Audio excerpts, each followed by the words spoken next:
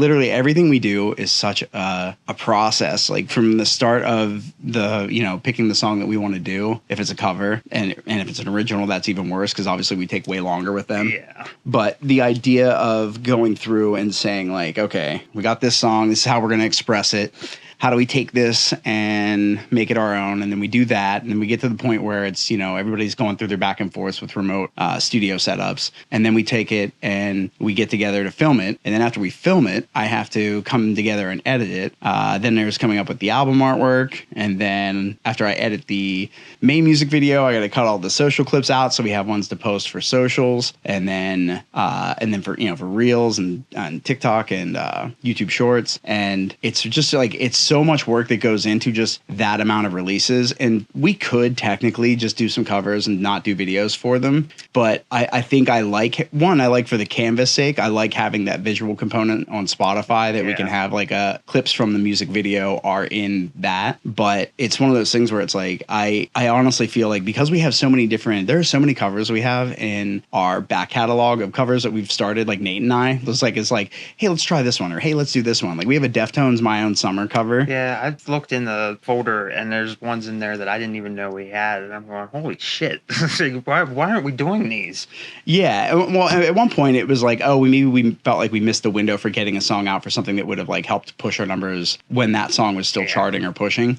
But there's some in there that are just like classics. Like we have the Smells Like Teen Spirit cover, and that one I feel like people are gonna love or hate. So that could be good or bad for us because it's not like it's you know, it's not so different of an interpretation. There's so much that's real about it. But that was spawned from when we were in Indonesia and we were in that strip mall area, remember? And then there were all these different amazing cover bands. Like in Indonesia, this like mall complex area that we were in, there was like stages every like 100 yards, and you could like walk, but and every band was playing something different. There was one that was playing like reggae, and then there was one that was playing like classic rock, and there was one that was playing like hair metal.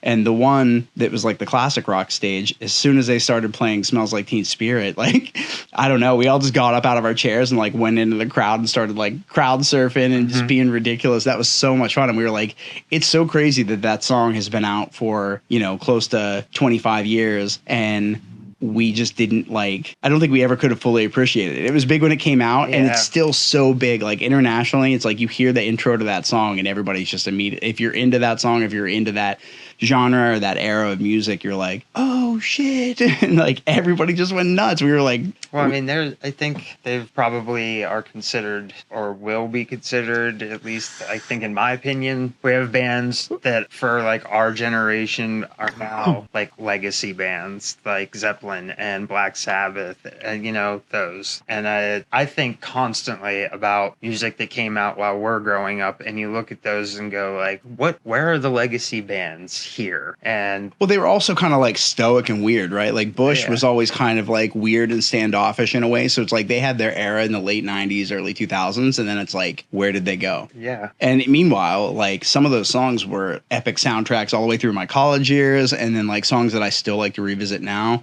And so Nate and I we started a cover of Everything Zen, and that was a song that I always thought like ripped, and Nate put his spin on it. Oh, I did hear that. Dirk's got to go through and do his drums and make his adjustments that he wants to, and then we just got to go and get them out. And so like those are ones that I would love to be able to get together and do, but it's a tall order for all those music videos, because even on these last ones, Alex Goot helped me big time, because he was like, I only need like 3 or 4 shots full take of me going through the song, and I'll be able to make the video work. As long as the framing works and the shot works, then I'm happy with it. And so it kind of became this thing where for these last videos, I was like, look, if everybody knows it, this should be really easy. I just got to knock them out. And Dirk is the only one who's like so inconsistent between his takes. Some of them he's like super, some of them by the third take that we did of him, I think I did 4 of him, he was like so energetic and big energy and movement. And so that's great to use in like choruses and parts where things are really, really big. But then whenever he's like playing, he looks like he's just going through the motions and not like really into it in some of the other clips. Well, that last one you sent, the one you sent on the band thread, he looks great. Well, because I'm picking all the best of his best out. But then he also does this thing where like he'll forget that there's not a ghost note in there where he thinks he put one or would like to have put one. And so he'll play a ghost note and it's not in the song. And so I can't use that clip, and it's otherwise a good clip. So I'm like, damn it, I got to like cut around that. Or I think there's like a part that he couldn't remember how he did it, because we made the song like a month and a half ago, and we were just finally getting around to shooting the video like like what 2 weeks or so ago. Yeah. And so he was like unsure of how to get to that. He kept doing it over and over again. Yeah, and he kept messing up like the build up part. I was like, dude, like this part, you have to nail this because I want to be able to show this part because it's a big drum part of the song. But if you don't nail it, I can't put it in there. I'm gonna have to put something else in there.